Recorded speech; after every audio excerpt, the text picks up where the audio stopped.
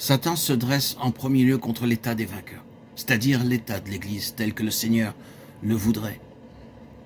Quel est cet état? C'est la justice qui vient de la foi. Bien-aimés, découvrez la justice qui est la justice même de Dieu. Et vous avez complètement et en tout point démoli Satan. Vous êtes débarrassé de tout ce que représente Satan, de tout le terrain de son activité et de son espoir. Vous êtes débarrassé de tout le côté de l'activité de Dieu qui a trait au jugement. Donc Satan est défait dès que vous trouvez la condition de justice qui est celle de Dieu, c'est-à-dire sa propre justice. Pour maintenir sa position et faire son œuvre, Satan doit trouver un terrain d'injustice, produire une condition d'injustice, amener un peuple dans une position d'injustice. Vous pouvez parcourir toute la parole de Dieu et découvrir combien cette seule chose est mise en évidence. La force de Satan se manifeste toujours là où la justice fait défaut. Le royaume de Satan n'est pas simplement une chose officielle, mais il concerne le domaine moral. Bien sûr, à proprement parler, le royaume de Satan est une chose dépourvue de morale, entièrement immorale. Mais je pense que vous comprendrez ce que je veux dire. C'est donc une question d'état moral. Nous devons avoir des idées neuves au sujet de ce mot « royaume ».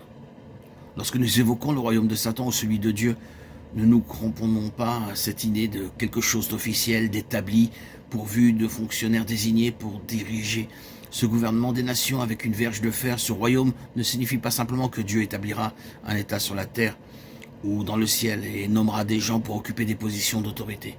Ce n'est pas là le fait. C'est officiel cela. Toute cette question est une chose morale. Le royaume de Satan tombe dès que vous trouvez un État qui est celui de la justice de Dieu. Il n'y a plus de pouvoir lorsque vous parvenez à cette position. J'ai dit que dans toute cette activité de Dieu, en rapport avec le jugement, est achevée quand vous trouvez l'état de la justice de Dieu. Vous avez cette illustration classique du cas d'Abraham et des cités de la plaine du Jourdain. Dieu annonça par son messager qu'il allait détruire la ville, et Abraham entra dans une controverse avec Dieu. Qu'en sera-t-il du juste? Vas-tu détruire le juste avec le méchant? Dieu répondit non, je ne peux pas faire cela. Ce serait en fait me détruire.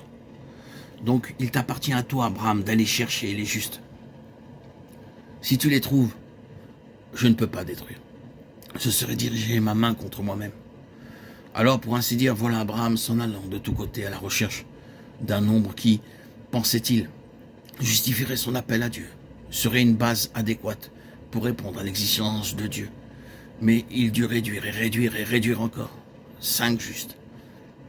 Non, il n'a pas pu trouver 5 justes. Ainsi donc, Dieu est justifié dans le jugement. Si Abraham avait pu trouver parmi ceux de Sodome une parcelle de justice qui vient de Dieu, le pouvoir de Dieu de juger aurait été suspendu. La justice est une chose immense, celle de Dieu, non pas la nôtre. Et toute notre justice est comme un vêtement souillé. Il n'y a aucune justice en nous. Non, la justice de Dieu est ce qui est devant nous. Donc ici, et cela bien avant le temps d'Abraham, depuis le temps d'Abel, et en poursuivant tout au long des Écritures, la question primordiale est celle de la justice qui vient de la foi.